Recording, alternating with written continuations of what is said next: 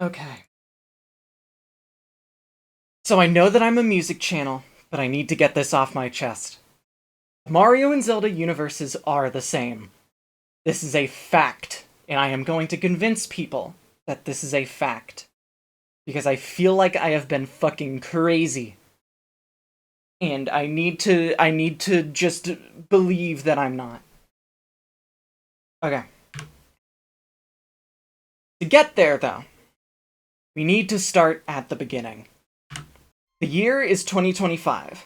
After years of the series being considered dormant, and after a few basic re-releases of its previous entries, Donkey Kong was back in the spotlight.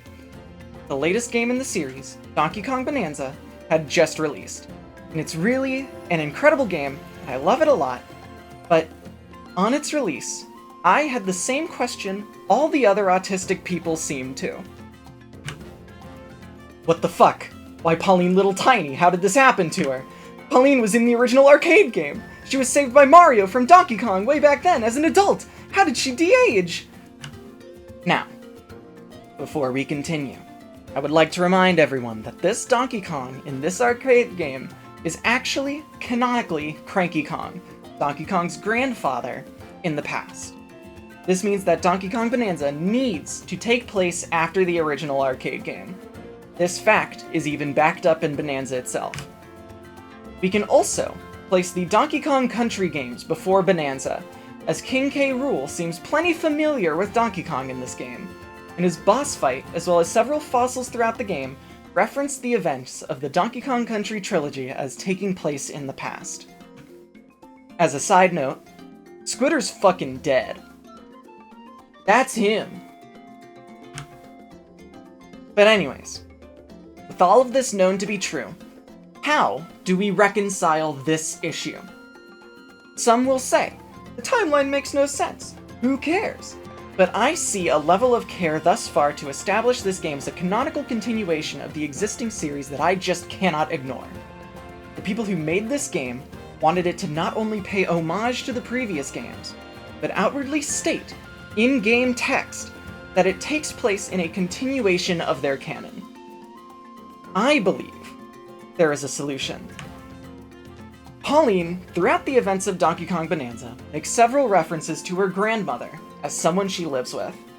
This helps give her motivation to return home, but it also, alongside all the evidence against these two Paulines being the same person, gives me reason to believe that we've met this grandmother before. What better option than for the original Pauline to be this grandmother? If Cranky Kong kidnapped her all those years ago, she would certainly be the right age to be a grandmother by now. So, there we go, right?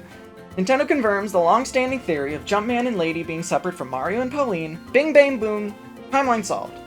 Yes, there are some games that contradict this.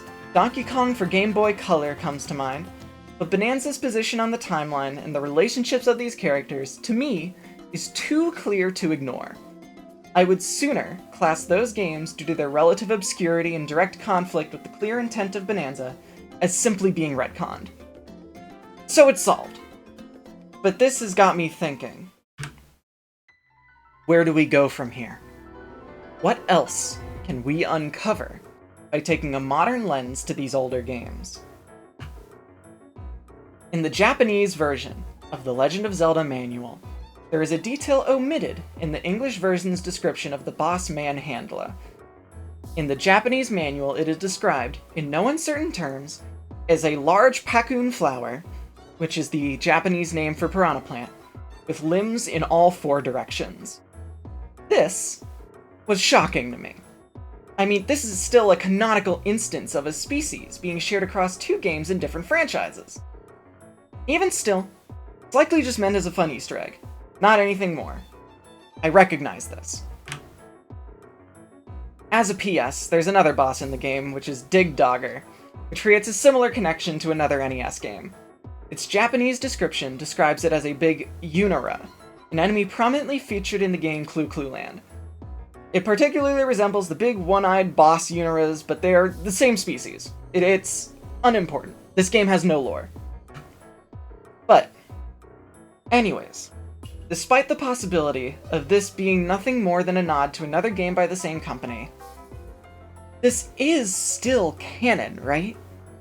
Regardless of intent, this is still a boss that is said outright to be a piranha plant. Many people will point to Link's Awakening for the Game Boy and its remake, saying that many Mario enemies appear in that game as well.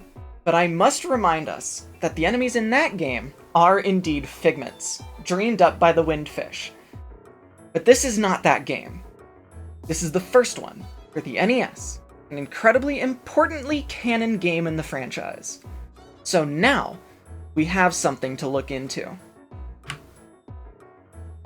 Continuing on this line of logic, another thing that is often shrugged off as nothing more than a reference is Link's appearance in Super Mario RPG, sleeping in the Rose Town Inn. The design here, particularly, is the hero of legend, something that will be very important later, so remember this. But this moment is another point in which these game franchises canonically cross over. Reference or not, Mario and Link have shared a room in a canon Mario game. And, in case Mario RPG's canon standing is dubious to you, perhaps due to being developed by Square, I will simply point to the times in which concepts from Mario RPG have gone on to be referenced in other undoubtedly canon Mario games. Star Hill reappears in both Mario & Luigi Partners in Time and the original Paper Mario, and a doll much like the one Geno possesses appears in the Star Stash Smash arcade game inside Mario & Luigi Superstar Saga. To me, there is no reason to doubt Mario RPG's canonicity. So, that being said, about that Link being particularly the hero of legend. Some of those watching may recall another appearance of Link in a Mario game, his guest appearance in Mario Kart 8 and Mario Kart 8 Deluxe. Now, if you know anything about the Zelda timeline, you may find it interesting when I point out that the two Link designs shown in Mario Kart 8 Deluxe are the Links from Skyward Sword and Breath of the Wild. These are part of a small group of Links that are always canon, no matter what the branch of the Zelda timeline you're in. Skyward Sword is at the very start of the timeline, and the Wild era always comes at the end. And there's a lot of stuff to be said about how much sense that makes. The idea that those events will always happen. But we're just going to assume that that's fate or something. That it's always destined to happen. And so, in a game where Baby Mario and Baby Luigi similarly appear from the past, this instance becomes one that could easily also be that of time travel, not of inter-universe travel. This also means that using the Mario RPG cameo as reference, and with nothing else to contradict it, we know where on the Zelda timeline the Mario games take place in.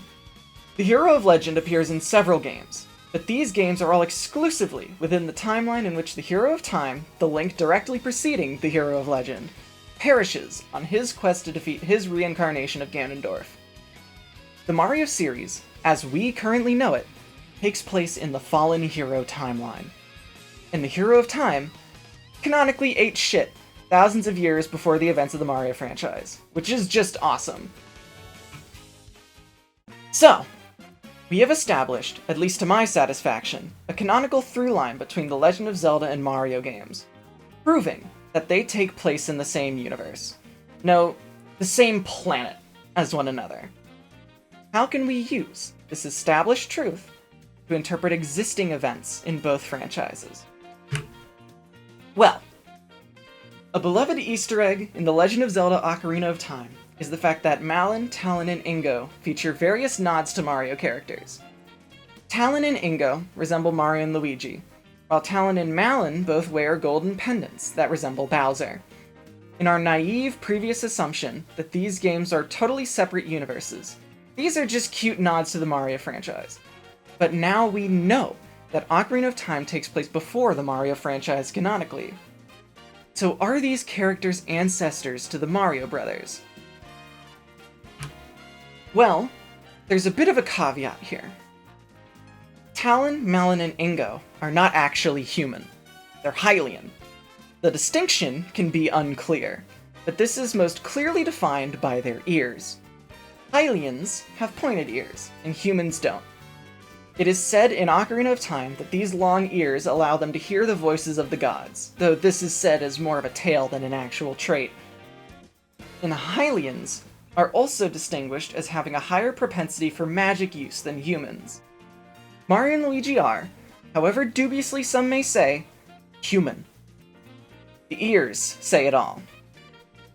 Ingo is also only an employee of Talon, never stated to be part of their biological family at all. This does not rule out a connection, but there are other characters I'd sooner make the connection to.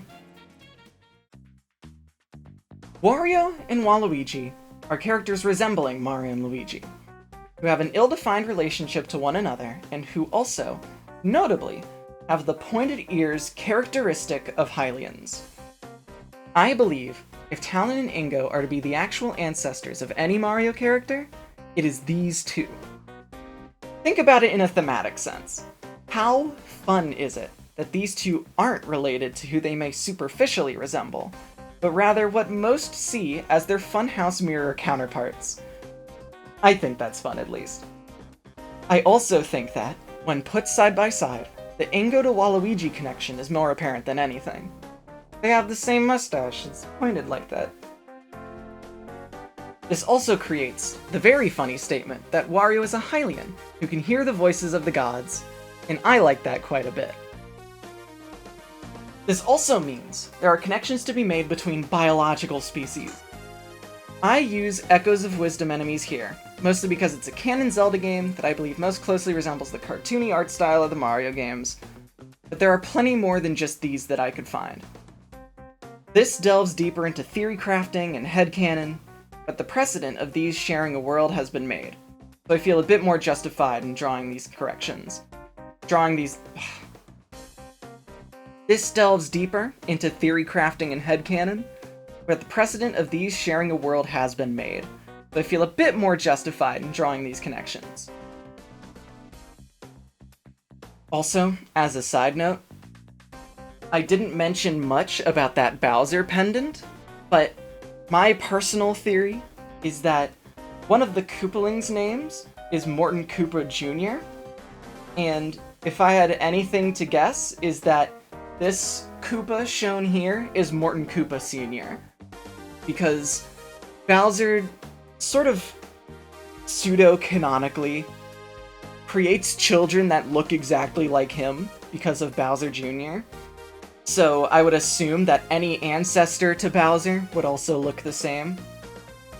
So that's kind of fun, you know? The idea of them being the same thing. But that's just that little side tangent.